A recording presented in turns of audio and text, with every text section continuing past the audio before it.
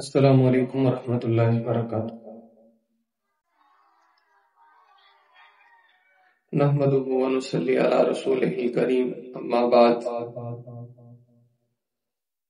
ایک بہت بڑے دانشور تھے، وہ کہا کرتے تھے کہ بدن کی سلامتی تھوڑا کھانے میں اور روح کی سلامتی تھوڑے گناہوں میں ہے، اور دین کی درستگی حضور اکرم صلی اللہ علیہ وسلم پر درود پڑھنے میں ہے۔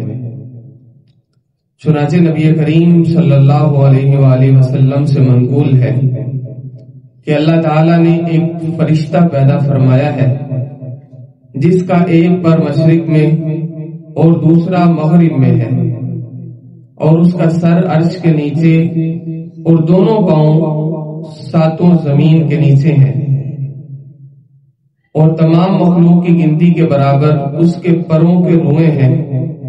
جب میری امت کا کوئی مرد یا عورت مجھ پر درود شریف پڑھتا ہے تو اللہ تعالیٰ اس فرشتے کو حکم دیتا ہے کہ وہ عرش کے نور کے نیچے سمندر میں غوطہ لگائے، پس وہ غوطہ لگا کر باہر نکلتا ہے اور اپنے پروں کو جھاڑتا ہے، تو پروں کے ہر روئیں سے ایک ایک قطرہ گرتا ہے۔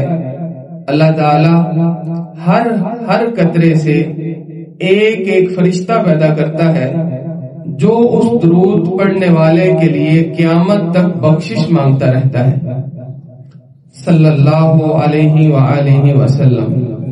تو کوشش کیجئے کہ درود شریف انشاءاللہ العزیز ہم ہر وقت پڑھتے رہیں، جب وقت ملے، سبق پڑھنے کے بعد، کھیلتے ہوئے، کام کاج کرتے ہوئے، گھر میں کسی کی خدمت کرتے ہوئے، جو وقت ہو، اور خاص کر رات کو بستر پہ جاتے ہوئے سونے سے پہلے کم از کم 100 مرتبہ پھر درود پاک پڑھیں۔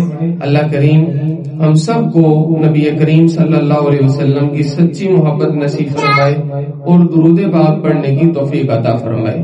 جزاک اللہ خیرا کثیرا۔